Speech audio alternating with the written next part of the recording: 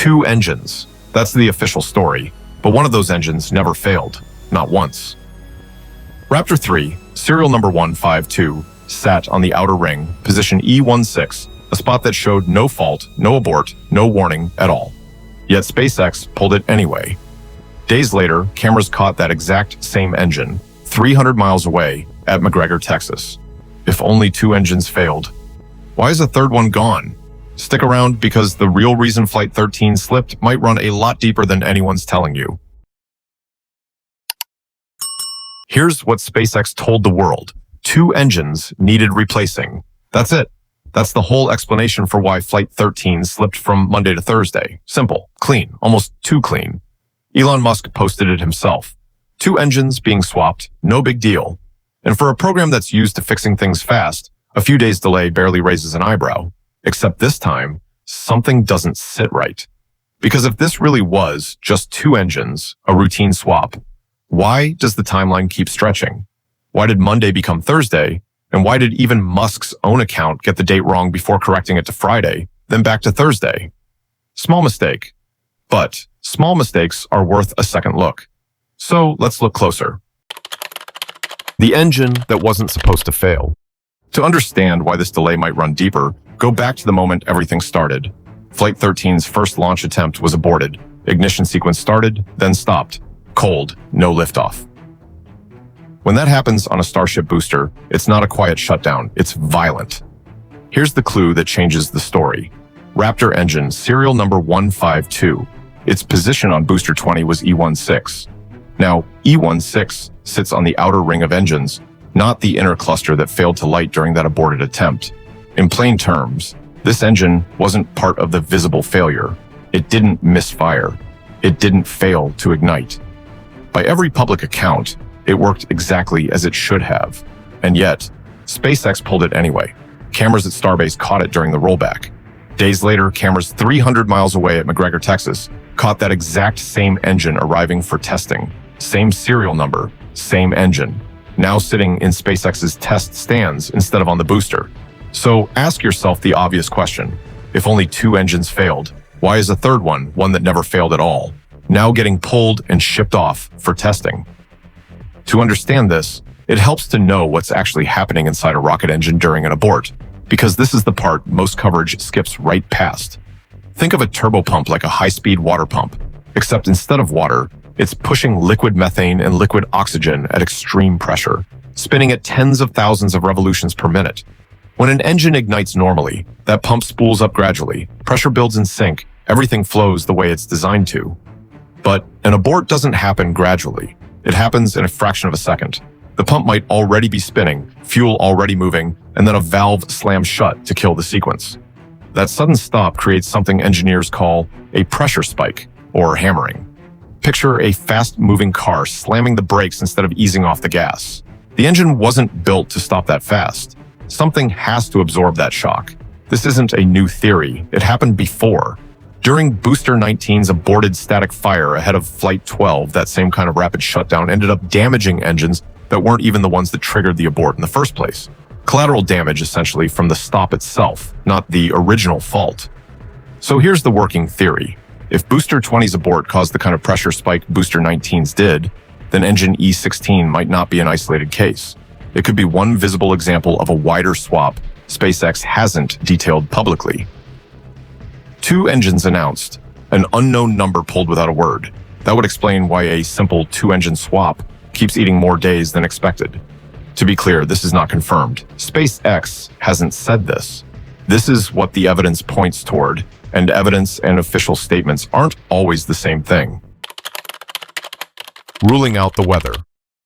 One quick thing to rule out. There's a tropical system in the Gulf expected to become Tropical Storm Bertha, and every time a named storm shows up during launch week, the panic starts in the comments. The system is tracking northwest, toward the Florida Panhandle, Louisiana, Mississippi, the northern Gulf Coast, far from Starbase in South Texas. Down at the launch site, Thursday's forecast is hot and sunny, highs near 97 to 101 degrees Fahrenheit, heat index near 110. Light wind, low rain chances. Friday and Saturday look the same.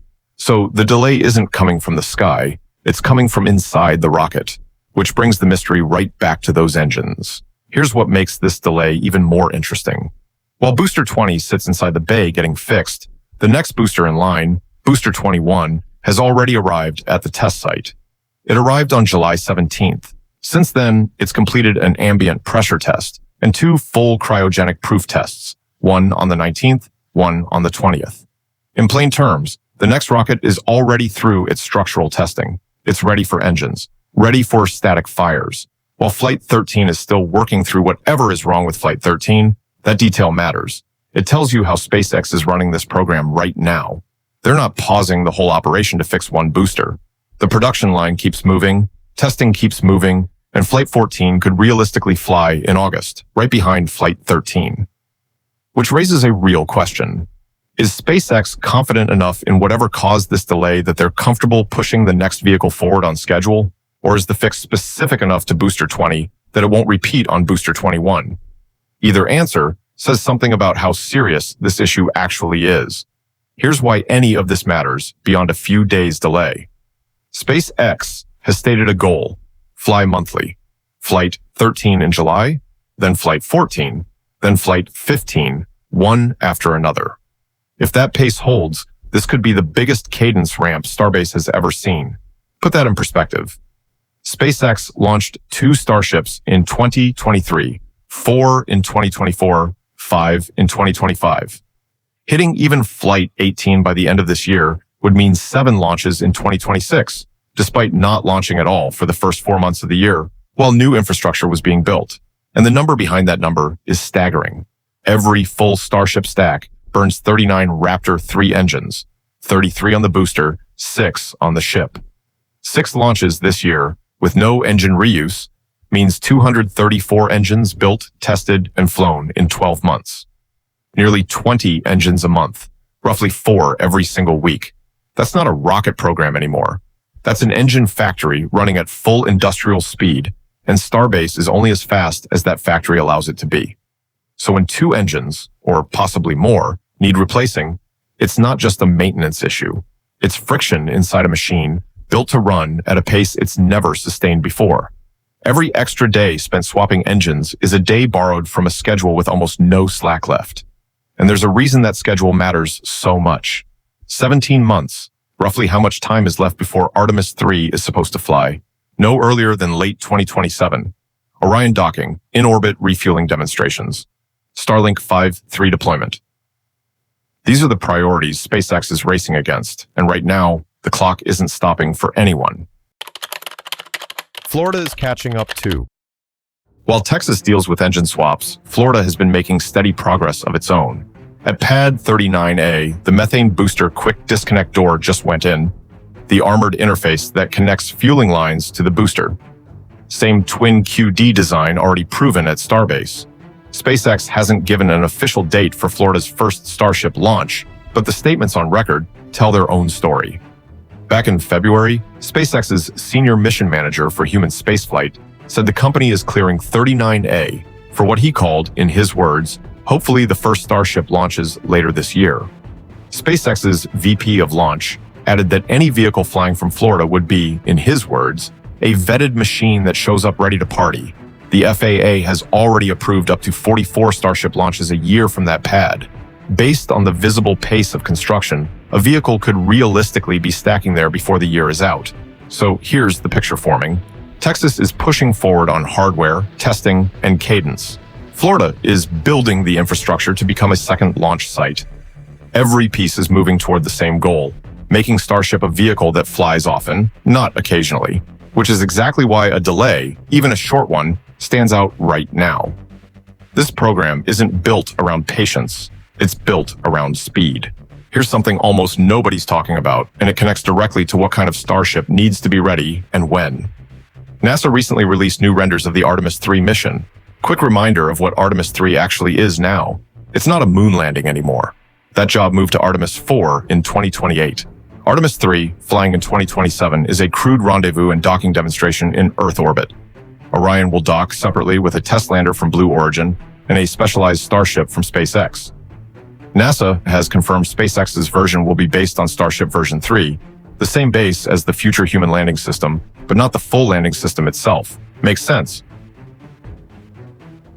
A complete human landing system Starship won't be ready in time, so SpaceX is substituting a modified standard ship just for the docking practice. Here's the detail that breaks the picture. In the renders NASA released, the Orion capsule appears to dock at the very tip of the Starship's nose cone. That's a problem, because anyone who's followed this program knows exactly what lives inside a version 3 nose cone. Header tanks for the flip and burn landing maneuver, cold gas thrusters for engine startup, pressure vessels and the plumbing connecting all of it. There is no spare room up there for a docking adapter. None. So if Orion really is docking at that exact spot, that entire section of the ship has to be redesigned. Header tanks relocated, plumbing rerouted, pressure systems moved somewhere else entirely. Which means this modified standard ship NASA keeps describing might be far more modified than the name suggests. And this connects to something else. Weeks ago, an unusual nose cone showed up at Starbase, one with an unexplained bracket, a pipe socket, and 6 connection holes near the top. Nobody's confirmed what that hardware is for. No official link has been made to this docking prototype. But the timing and the mismatch between the renders and the real internal layout of a version 3 ship makes it hard to ignore the possibility that this is exactly what that mystery hardware belongs to. The honest answer? Nobody outside SpaceX knows for certain yet. But when NASA's own renders don't match the internal reality of a version 3 ship, that's a sign of a redesign nobody's fully explained. A spectacle with no room for error. The Artemis III program manager described this mission as, in his words, one of the most complex and ambitious missions NASA has ever undertaken. Read that back. 3 vehicles, multiple launch pads, 2 separate docking events, 1 mission. SLS launches Orion to low Earth orbit. Blue Origin brings up its Blue Moon Mark II test lander for its own rendezvous and docking. SpaceX does the same with its specialized Starship prototype. All of it has to work in sequence with a spacecraft design that, based on what we're seeing, still has unresolved questions about its own internal layout. This is the mission Flight 13, Flight 14, and every flight after it is quietly building toward. Which is exactly why a delay caused by more engine damage than announced isn't just a scheduling footnote. It's friction the program can't afford right now. And here's what raises the stakes even further. SpaceX isn't the only one changing the rules of rocket recovery right now. On July 10th, a Chinese rocket called the Long March 10B lifted off for the first time. Its first stage did something no Chinese rocket had ever done before. Instead of falling into the ocean as expendable scrap, the booster flipped itself around using small thrusters, deployed grid fins to steer through the atmosphere, relit its engines to slow down, and came down over a recovery ship in the South China Sea. But it didn't land on legs. A net strung across steel cables on the ship's deck caught it. 4 hooks snagged the booster. Cables locked it in place. The entire process, from separation to secure, took about 6 minutes. China just became the second country in history to bring an orbital-class booster home intact, with a completely different method than SpaceX's. Why the net matters. Landing legs are heavy. They have to be, because they absorb a hard, dynamic impact.